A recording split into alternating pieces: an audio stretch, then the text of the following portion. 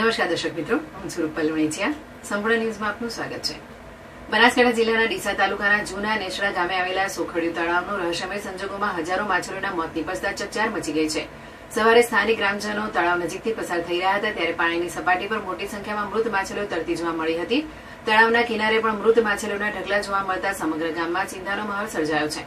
સ્થાનિકોના જણાવ્યા મુજબ તળાવમાં નાની મોટી તમામ પ્રકારની માછલીઓ એકાએક મરી જતા ભારે આશ્ચર્ય ફેલાયું છે. આખું તળાવ મૃત માછલીઓથી ઉભરાઈ ગયું છે અને વિસ્તારોમાં તીવ્ર દુર્ગંધ ફેલાઈ રહી છે.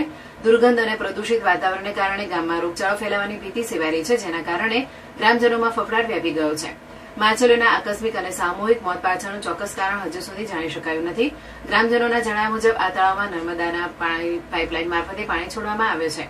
પાણીમાં કોઈ કેમિકલ અથવા પ્રદૂષણ ભળવાને કારણે ઓક્સિજનની માત્રામાં ઘટાડો થવાથી કે અન્ય કોઈ ઝેરી તત્વોના કારણે આ ઘટના બની હોવાની આશંકા વ્યક્ત કરવામાં આવી રહી છે.